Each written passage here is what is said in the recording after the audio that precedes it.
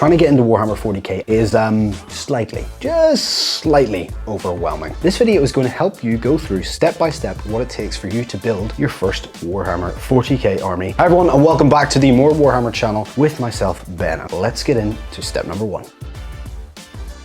Warhammer 40K has a huge, vast, expansive selection of factions that you can choose from. If you haven't checked out my video on how to help you pick that first army, check it out right here. That's going to help you narrow down the choices when it comes to picking your first army. But the most important thing that you need to consider is this. 1, do you like the look of the army, the aesthetic? 2, do you like the game style of that army? If you like to get up close and just start smacking things, you want to pick an army that allows you to do that. If you like to stand back and shoot things, making sure you're picking an army that allows you to do that is pretty important for your enjoyment of the game.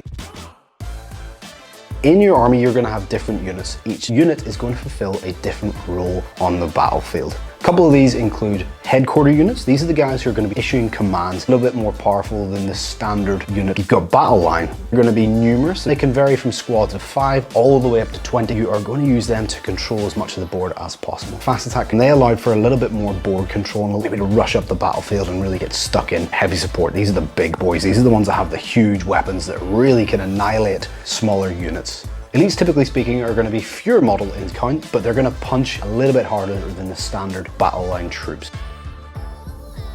Every single model is going to have a different point value. That's going to determine its cost on the battlefield. Understanding the different units and their function is crucial for you to build a well-balanced force. Armies are balanced by using a point system. Games will consist of 500-point games, 1,000-point games, all the way up to 2,000-point games. 2,000 points are what most tournaments will have as the amount that you play with. I think there are fantastic games to be played within the 500 and 1,000 points as well. You will decide on the point limit with your opponent. You can find the point value for all your models either online or in their specific codexes as well.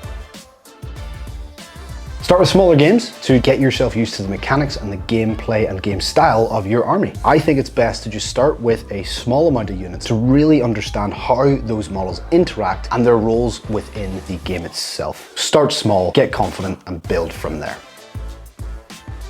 It's time to start collecting and assembling your models. I would say you start with the core units first. There's going to be plenty of those, so practice building those and painting those up. Fit it twice, glue once, and don't forget to prime your models before you start painting.